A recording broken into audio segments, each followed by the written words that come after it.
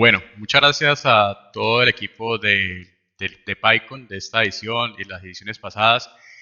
Quisiera pues darles nuevamente las gracias a todos y a todos ustedes los que me están ahorita escuchando. La idea pues, de esta presentación es darles una ilustración sobre los últimos 9 años de investigación que he hecho sobre lo que es ciencia de datos y ciberseguridad, en donde la idea es como contarles un poco la historia de estos últimos años, específicamente donde lo he estado recopilando, toda esa experiencia lo he estado recopilando en una serie de resultados, específicamente en 2 libros. En esta presentación les mostraré lo que es el segundo libro, que como lo hemos llamado, se llama Ciberseguridad, los datos tienen la respuesta. Esta es una segunda versión y ya nos encontramos trabajando en la tercera. Mi nombre pues es Cristian Camilo Urcuqui López, soy científico de datos en ciberseguridad y como les comenté, pues digamos que mi pasión y vengo a contarles un poco sobre esta historia. La, la presentación pues, se encuentra dividida un poco orientada en mostrarles a ustedes en la motivación y irles poco a poco ilustrando en algunos conceptos para que podamos irnos enganchando en lo que es la ciberseguridad y la ciencia de datos. Les mostraré algunos de los resultados que están concebidos en el primer libro y finalmente lo que es el segundo libro que se encuentra en esta edición y finalmente algunos spoilers del tercero. Es importante aclarar pues que todos los resultados que se han concebido acá pues han sido desarrollados a través del lenguaje de programación Python. También han sido parte de los resultados que también se han conseguido son parte también en colaboración de algunos estudiantes que hemos tenido en la Universidad ICESI en Cali, estudiantes de pregrado y posgrado que se han sido motivados por el tema investigativo en esta área. A mí me gusta mucho iniciar haciendo esta pregunta debido al hecho de que pues, es muy, digamos, que me nace a mí el por qué el trabajo en esta área y simplemente es posible garantizar el 100% de seguridad. Como nosotros conocemos, hoy diría, pues como ustedes conocen también, diría que es imposible, de cierta manera, hasta el momento, de concebir el 100% de seguridad por el simplemente de que nosotros tenemos múltiples variables que pueden, digamos que ser a veces externas y ajenas a nuestro control. Si no solamente hablemos de seguridad digital, sino que también hablamos de seguridad física. Pero ahorita solamente centrémonos en lo que es ciberseguridad. Cuando hablamos de esto, pues cuando hablamos de garantizar el 100% de seguridad, pues es difícil por el simple hecho de que pues tenemos una aceleración, como por ejemplo lo que es a nivel de desarrollo de software, a nivel de hardware, decir que se necesita, por ejemplo, hay un mercado que necesita está con, digamos que una set de nuevas cosas. Y por el simple hecho de que eso a veces sucede, pues lastimosamente así en muchas ocasiones sucede, pues surgen ciertas vulnerabilidades por debajo por simplemente hecho de que pues a veces hay malas prácticas a nivel de este tipo de desarrollos y también pues hay otro tipo de elementos como por ejemplo los empleados que pueden tener ciertos privilegios dentro de una organización que se conocen por ejemplo como los insiders y así sucesivamente otro tipo de elementos como por ejemplo lo que se conocen como los cibercriminales, ¿no? Es muy dejar muy claro que esto no es solamente del presente, que viene de hace muchos años, del hecho de presentar diversos ciberataques y que cada día van a ir surgiendo nuevas variantes, simplemente por el hecho de que a medida que surjan nuevas tecnologías y también digamos que podríamos decirlo, el mundo también vaya cambiando, van a ir surgiendo nuevas variantes, porque simplemente el hecho de que haya alguien detrás, como por ejemplo una mente humana que esté pensando, por ejemplo, en desarrollar cosas o elementos que pueden ser maliciosos, pues está ahí buscando la forma, digamos, de romper los límites para poder vulnerar algo o a alguien.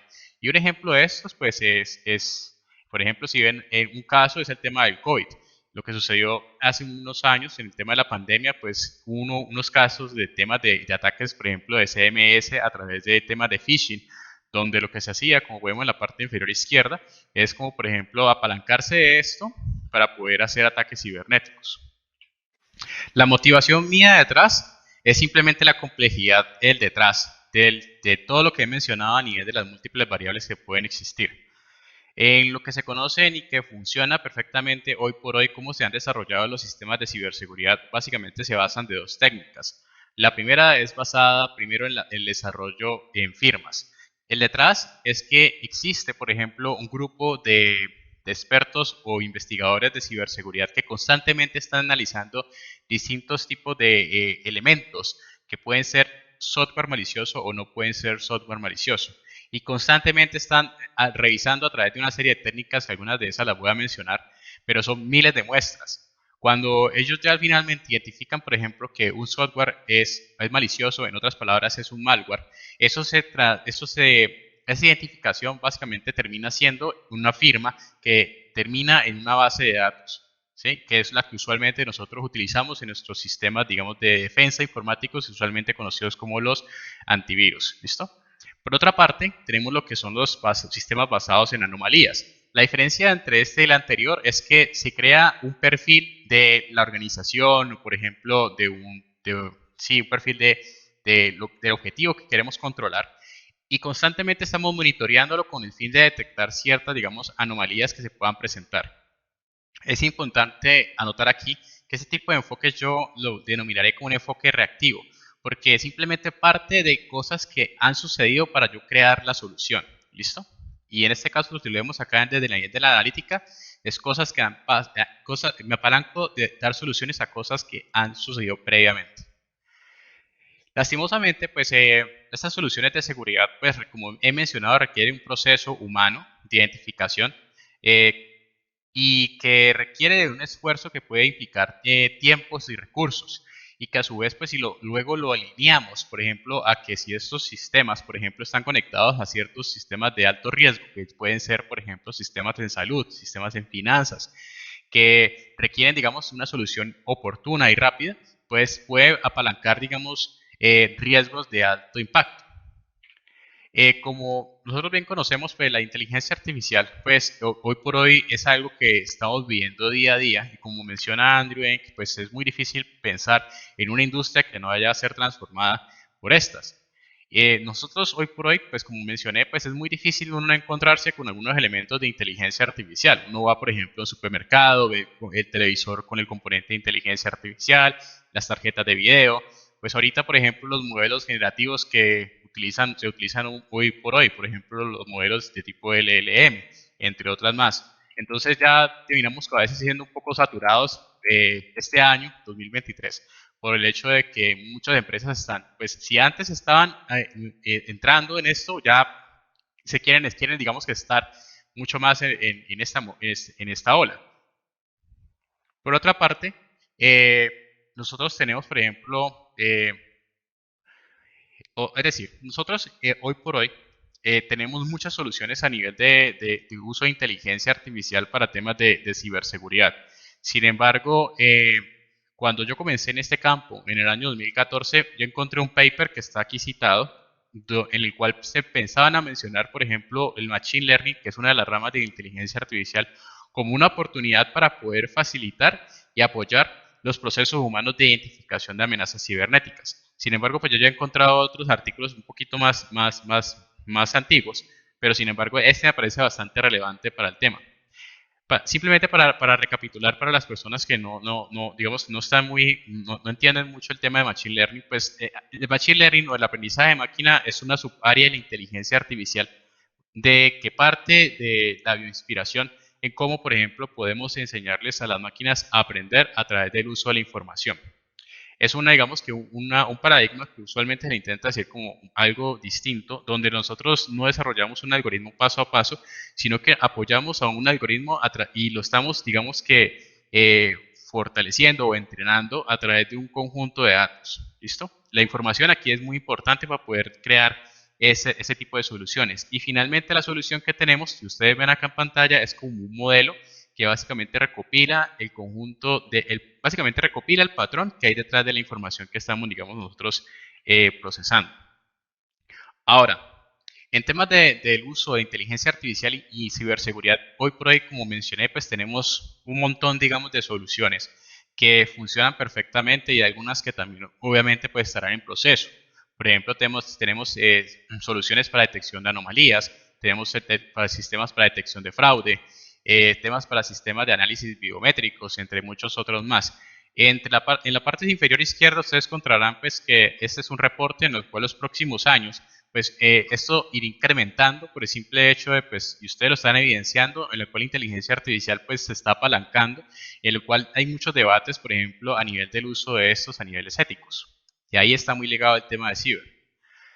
Algunas de las aplicaciones que podemos encontrar y que he mencionado, por ejemplo, temas de análisis y monitoreo, predicción de posiblemente amenazas o posiblemente alguna anomalía que pueda suceder, detección de las mismas, tener las capacidades de tomar respuestas dado el caso que, por ejemplo, detecte alguna anomalía, y finalmente tomar una solución o una prevención.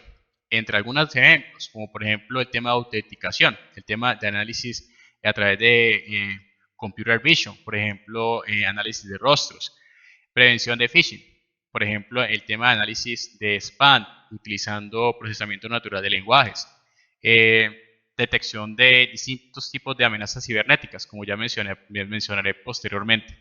Y en este caso, como vemos en la parte inferior derecha, pues ya estamos viendo la otra escala a nivel de analítica, es decir, que ya estamos intentando darle un paso más allá del pasado, es que estamos intentando a través del uso de datos del pasado poder construir elementos que puedan, digamos, identificar cosas que no son de cosas nuevas, es decir, cosas que posiblemente vayan a suceder a partir de patrones que hemos identificado y hemos entrenado previamente en un modelo de inteligencia artificial. La ciencia de datos simplemente intenta, digamos, que apoyarnos en el hecho de que nos facilita las herramientas para poder encontrar los patrones en todo ese volumen de información. Información que puede ser estructurada, semiestructurada o no estructurada, a través de técnicas como por ejemplo las matemáticas, el uso de minería de datos, machine learning, visualización. Todo lo que hace un científico de datos es poder aplicar esas técnicas y en un volumen de información, imagínense como un lago de información, yo identifico de todo eso el patrón mejor para poder entrenar una inteligencia artificial, entre otras palabras, un algoritmo de machine learning. En ciberseguridad, la información que he mencionado, o sea, todo ese lago de información, usualmente uno la puede recolectar de dos maneras. La primera, que se utiliza mucho en ingeniería de software, que es el análisis estático. El análisis estático es el uso de una técnica que me permite a mí ver el comportamiento del software sin ejecutarlo. Como por ejemplo, diseccionando el código y viendo ciertos patrones o ciertos llamados a nivel del código, como por ejemplo llamados URLs, llamados a ciertos paquetes de software que pueden ser maliciosos. Por otra parte, tenemos el análisis dinámico, que a diferencia del anterior, este busca entender el comportamiento del software en ejecución. Por ejemplo, a través de la recolección de datos de red, a través de datos de logs, entre otros más. La idea es identificar si el software es malicioso o no a través de su comportamiento vuelve y juega ejecutándolo. Ahora voy a entrar más en detalle a nivel de lo que es nuestros resultados. Todos los resultados, como mencioné, están en Python y se encuentran absolutamente todos, y los que van a aparecer en el tercer libro se encuentran open source. En este enlace que ven acá en pantalla lo pueden descargar, y la idea es que si alguno de ustedes está interesado en el tema, pues se puede, por ejemplo, utilizarlo, ya sea como estado del arte, puede también contactarnos a nosotros, pues ya dado el caso que exista, digamos, que algún interés. Para eso, pues hemos dejado, por ejemplo, algunos datasets para que si a alguno le interesa, por ejemplo, desarrollar sus propios modelos, pues también pueda, digamos, que hacerlos. Entre algunos de esos, pues están acá en pantalla, como por ejemplo, hemos dejado al público datasets para entrenar modelos para identificación de malware en Android, algunas para identificación de páginas web maliciosas. Y el detrás de todo, pues ha habido un proceso científico, pues, y algunas publicaciones que hoy por hoy pues, se encuentran disponibles. El primer libro, pues, recopila lo que he mencionado y finalmente, pues, nos ha apalancado para cumplir una serie de hipótesis que es el segundo libro, que es la siguiente slide que les voy a mencionar. ¿En qué parte el segundo libro? En que hemos partido de una hipótesis y es del hecho de que si existe un acto delictivo a nivel digital, si se han incorporado los elementos de captura de información, la información o el dato debe encapsular ese acto delictivo digital. ¿Listo? Digamos que esa es la hipótesis grande. Y el reto detrás pues, es claro identificar cuál es la información que se ha recolectado y cuáles son las variables que me representan ese acto delictivo. Para eso pues hemos construido 8 proyectos y para la construcción de los mismos pues se han utilizado los enfoques a nivel del entrenamiento de Machine Learning. Existen usualmente 4 enfoques. El primero es aprendizaje no supervisado. En el aprendizaje no supervisado, nosotros buscamos entrenar modelos de inteligencia artificial, específicamente de Machine Learning, que buscan, por ejemplo, brindarnos a nosotros como investigadores o desarrolladores la facilidad de entender mayor la información. En principio nosotros, pues, en este enfoque, pues no, digamos que lo que queremos entender la información y queremos descubrir cosas. Por ejemplo, asociaciones, estimaciones de densidad, entre otras más. Y una de las técnicas que aplicamos fue a través de la inspiración de un proyecto open source que se llama Apache Spot. Este fue un proyecto pues bastante interesante en su momento porque la idea que nosotros intentábamos hacer era poder, a través de aprendizaje no supervisado, poder recrear un mecanismo para detección de anomalías, como mencioné previamente.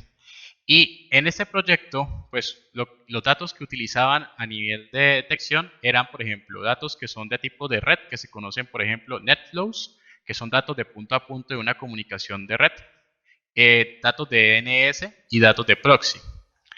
Del proyecto que intentamos en su momento realizar, que fue una prueba de concepto, utilizamos una serie de datos de información de proxies y lo que utilizamos fue técnicas de procesamiento natural de lenguajes.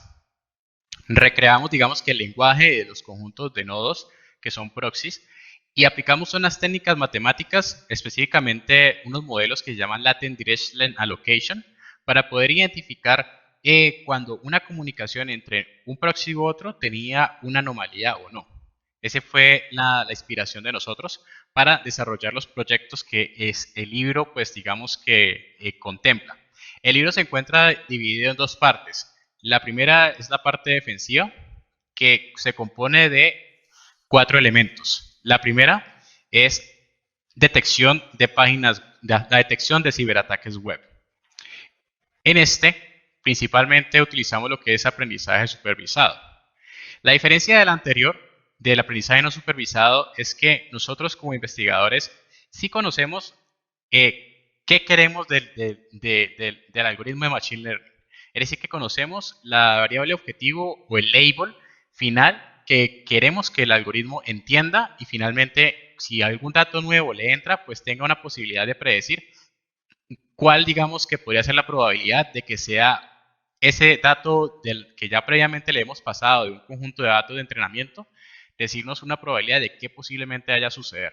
En este caso, nosotros simulamos un conjunto de ataques cibernéticos, especialmente web, como por ejemplo SQL Injection, Crop-Side Scripting, y empezamos a aplicar algo muy parecido con Apache Spot, pero con la diferencia que recolectamos datos que son de tipo pickup, un archivos de tipo pickup, de tráfico de red. Y lo que simulamos fue distintos tipos de ataques. Lo que hicimos básicamente fue, teníamos datos de red de ataques cibernéticos y teníamos datos de red de comportamiento benigno, disculpen. Es decir, que teníamos las 2 etiquetas. Eso lo entrenamos a un conjunto de algoritmos de Machine Learning, como ven en la parte inferior izquierda en esta tabla, y con algunas métricas de valoración, como por ejemplo las que tenemos aquí, accuracy, cojón en capa, F1 score, nos encontramos que el modelo final para poder detectar ciberataques como por ejemplo SQL Injection, Crop-Side Scripting, entre otros, pues era Random Forest. Usando esta misma metodología, el tercer capítulo del libro, pues abarca la misma metodología, pero para temas de detección de Android.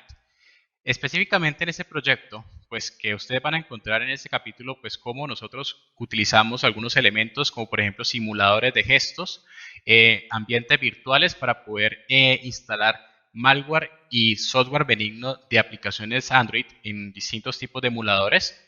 Y finalmente, pues desarrollamos unos conjuntos de scripts Python para poder que pues eso fuera automatizado.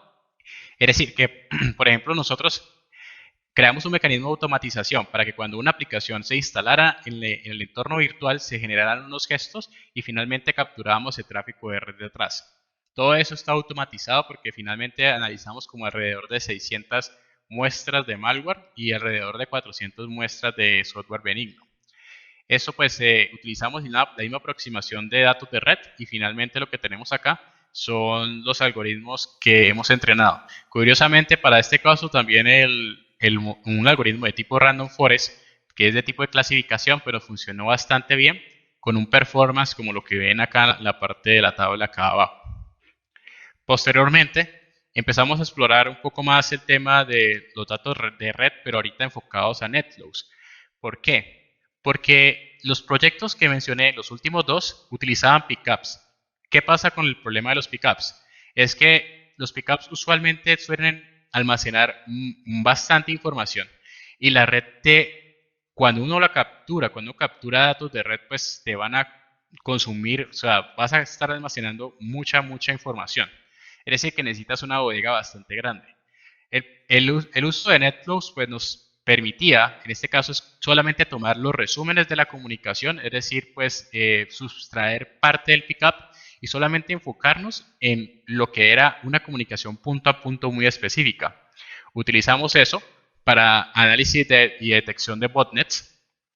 Una botnet es un tipo de malware que básicamente consiste en una red de zombies, es decir, una red de bots, de la cual un bot master controla, como por ejemplo para poder ejecutar ataques, como por ejemplo ataques de negación de servicio, ataques de negación distribuidos de servicio, entre otras más. Eso fue un proyecto pues, que se realizó y se presentó pues, en un congreso acá en Colombia que se conoce en Dragon Heart. Y finalmente, la misma metodología de tema de NetFlows también lo aplicamos en otro tipo de malware, es decir, conocidos como el cryptojacking. El cryptojacking es un tipo de malware, como su nombre lo está intentando como mencionar, es un software malicioso que busca aprovecharse los recursos de alguien para poder minar criptomonedas. Ese es otro proyecto que también se presentó utilizando la misma metodología que mencioné previamente. Esto a nivel académico también lo aplicamos a nivel de industria en un proyecto con una empresa que tenía los datos de red en un Security Operations Center, como un centro de ciberseguridad que ellos tienen.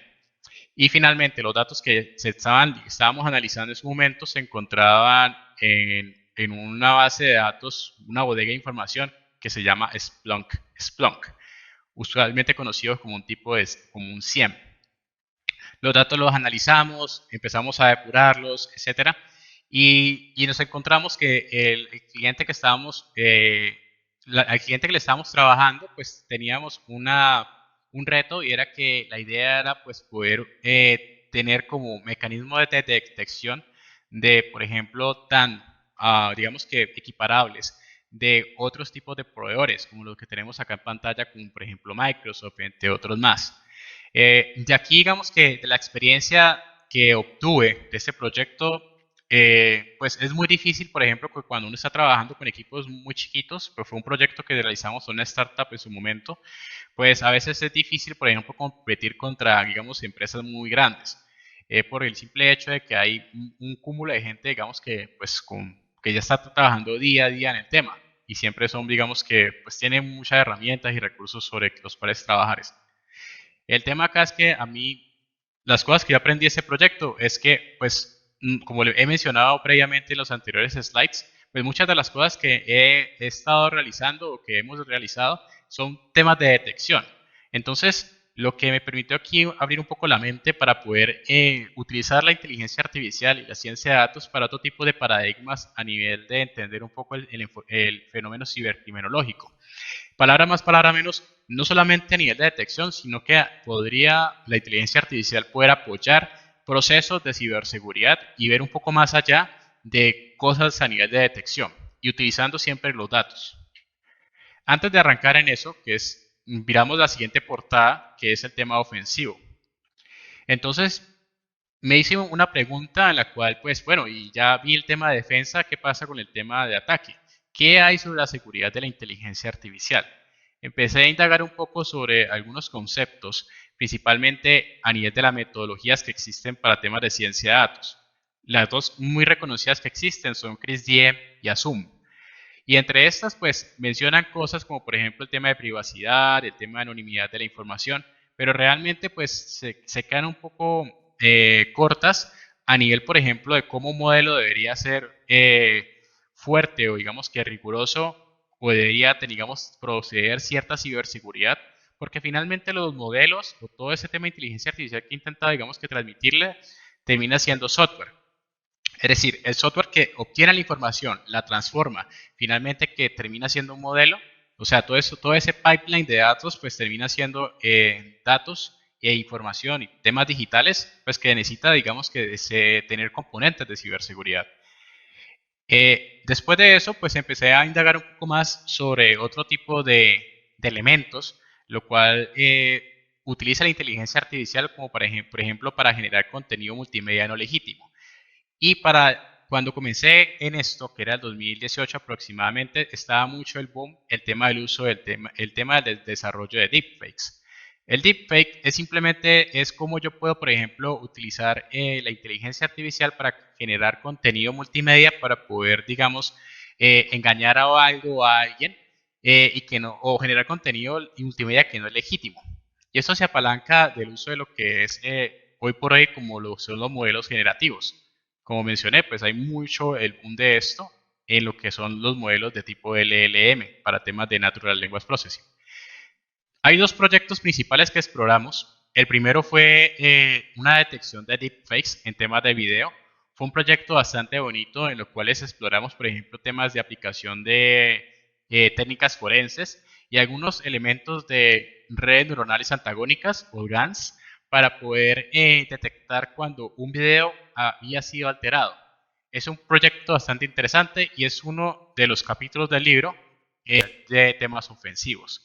Después exploramos el espectro del audio. ¿Qué quiere decir esto?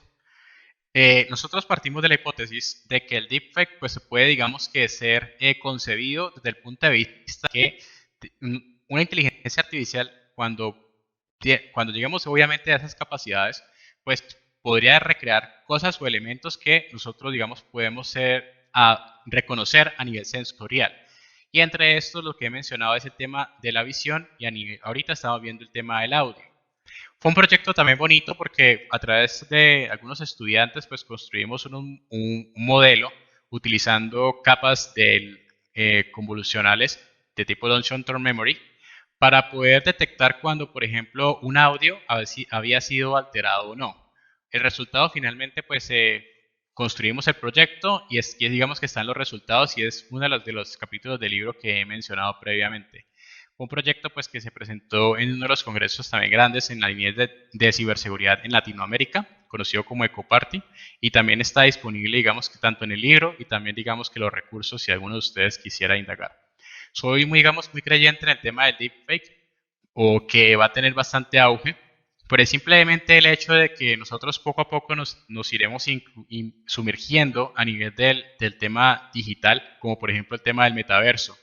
Y el uso de deepfake pues podría apalancar algunos tipos de hechos delictivos que suceden a nivel físico, como por ejemplo temas de chantaje, el tema de difamación. Podría, por ejemplo, el uso de la inteligencia artificial para generar contenido, por ejemplo, gore de una persona, de algún ser querido nuestro. Por ejemplo, crear audio sintético para poder manipular a alguien. ¿Sí? Entonces, palabra más, palabra menos, yo lo denominaré cómo podríamos utilizar inteligencia artificial para hacer ataques de tipo de ingeniería social. Finalmente, pues los últimos capítulos del libro pues abarcan lo que son, por ejemplo, mecanismos para temas de control de sesgos. Hay un artículo que publicamos en su momento sobre esto y empezamos a hablar un poco sobre el tema de la ética de la inteligencia artificial como parte del tema de ciberseguridad y, digamos, cosas que podrían trabajarse como trabajo futuro, haga la redundancia. El último capítulo del libro abarca ahora es cómo podemos nosotros, como digamos, pensando como un atacante, podemos, haga la redundancia, atacar o sesgar un modelo de inteligencia artificial. Utilizamos un concepto que se llama aprendizaje seguro, donde la idea era que, es muy parecido a lo que se hace en lo que es ethical hacking, lo que se parte es que cuando uno como un atacante, pues uno puede tener tres tipos de escenarios. El primero es cuando, por ejemplo, yo conozco tres cosas del sistema de inteligencia artificial. Primero, los datos de entrenamiento. Segundo, las variables que se han utilizado para el entrenamiento del algoritmo de inteligencia artificial. Y tercero, el algoritmo que hay detrás. Cuando tengo los tres elementos, usualmente se conoce como un escenario de tipo de caja blanca. Cuando ya empezamos a subtraer alguno de los tres, pues ya empezamos a tener, por ejemplo, un escenario de caja gris. Y cuando no tenemos absolutamente ninguno de estos, pues termina siendo un escenario de caja negra. Entonces, ¿dónde está, digamos, lo interesante en esto? Es cuando un atacante, pues cuando suele pasar, pues no suele tener toda la información de la organización. Entonces, cuando tenemos la posibilidad de entender un poco cómo un atacante puede, digamos, que simular esto, pues podríamos, digamos, empezar a crear escenarios para poder estar mucho más fuertes cuando posiblemente algo llegase a suceder. ¿Listo? Es como prepararnos. Para eso utilizamos finalmente el último enfoque, que es aprendizaje por refuerzo, partiendo de la idea de que supongamos que nosotros tenemos un modelo de defensa como los que he mencionado previamente en los anteriores minutos, donde imagínense el de detección de malware en Android, cualquiera, detección de botnets, etcétera. Y entonces la idea, imagínense que ese modelo de defensa es este robot. La idea es que nosotros vamos entonces a construir un mecanismo para poder atacar ese robot y entender dónde están las falencias de ese robot. ¿Listo? El aprendizaje por refuerzo lo aplicamos en dos proyectos, principalmente en un enfoque de caja blanca y ahora en un enfoque de caja gris. Lo utilizamos en los proyectos de detección de malware en Android y obtuvimos una serie de resultados que están finalmente en la última parte del libro, donde nos permitió pues encontrar las falencias del modelo, es decir, que cuando nosotros atacábamos al algoritmo de defensa, nosotros encontramos ciertas brechas, es decir, que generamos datos adversarios, supongan que detectamos como malware sintético, y cuando el modelo de defensa, pues simplemente, pues, o sea, nosotros sabíamos que era malware y el modelo de defensa lo estaba concibiendo como algo bueno. Es decir, que estaba, digamos, que siendo engañado. Detectamos ese tipo de datos adversarios y finalmente, a través de un enfoque de aprendizaje seguro, nosotros lo reforzamos con el fin de que no solamente pudiera detectar las cosas que previamente había detectado, sino que pudiera detectar las cosas nuevas que nosotros habíamos identificado a través del enfoque de aprendizaje por refuerzo, estas cosas nuevas, es decir, las cosas viejas más cosas nuevas que nosotros habíamos incluido. Es importante aclarar que pues posiblemente pues las cosas que hayamos incluido tal vez también hayan sido ruido, pero lo importante que hay a tener en cuenta es que ustedes notarán acá en pantalla es que las métricas detrás finalmente el modelo, a pesar de que le incluimos datos sintéticos, pues el modelo conservó digamos que sus características para poder digamos todavía detectar tanto cosas buenas y cosas malas, que digamos que es una de las cosas digamos importantes. Finalmente, ya para finalizar la presentación, pues en qué estamos trabajando hoy y cuál es digamos que el spoiler del próximo libro. Actualmente tenemos un proyecto que en las próximas semanas se lanzará como open source, que es como una inteligencia artificial que se ha incluido en un ransomware. Imagínense, pues es un ransomware que es un software malicioso que permite cifrar información de un objetivo y que ha aprendido a través del uso de inteligencia artificial a no ser detectado. Hemos construido un ejemplo de esto utilizando también aprendizaje por refuerzo, bueno, lo que he mencionado previamente, principalmente Deep Reinforcement Learning, y poder encontrar, no solamente crear, o sea, no solamente crear el malware, sino también reforzar un modelo de defensa que lo detecte. Siempre digamos que intentar esas dos cositas al final de cuentas. Hay otro proyecto que es de inteligencia artificial para temas de programación, donde hemos creado como una especie de plugin que apoya a los programadores, principalmente a los desarrolladores de frontend, para detectar a medida que están codificando cuando hay una vulnerabilidad detrás. Es decir, que los apoya a ellos y antes de, por ejemplo, de hacer un deployment, de hacer un commit, algún push, pues esto pueda, digamos, preverse antes de, digamos, o sea, durante el desarrollo del código. El último proyectico pues que les voy a mencionar, y ya los últimos dos que me hacen falta, pues se los dejaré para una próxima charla, es imagínense, es como una especie de ritmo que les permite a ustedes facilitar encontrar información de una organización o alguien. Es decir, imagínense como una especie de chatbot donde ustedes le están preguntando, yo quiero, por ejemplo, encontrar las imágenes de una persona. Yo quiero, por ejemplo, obtener la información sobre temas de IPs de una organización. Esta es una inteligencia artificial que hemos creado para temas ofensivos. Juega, pues lo hemos hecho a nivel académico, ¿no? Y todo lo que he mencionado previamente está en ese enfoque, donde hemos, digamos que, creado una inteligencia artificial que permite orquestar varias herramientas de tipo OSINT, que se conoce como Open Source Intelligence, para poder encontrar de datos abiertos información de algo o alguien. Y la inteligencia artificial, palabra más, palabra menos, termina siendo como un mecanismo para poder facilitarle a alguien, si no conoce sobre técnicas de obtención de información, pues poder, digamos que, hacer ese tipo de tareas. Finalmente, pues eso es, digamos, lo que quería mencionarles de tanto a nivel de temas de ciberseguridad, ciencia de datos, los temas del libro. Vuelvo y le reitero, pues les agradezco enormemente por su tiempo y pues por haberme permitido pues a mostrarles un poco sobre esta historia y lo que se viene. Y le agradezco finalmente a toda la comunidad de Python y a sus organizadores por brindarme este espacio. Bueno, muchas gracias.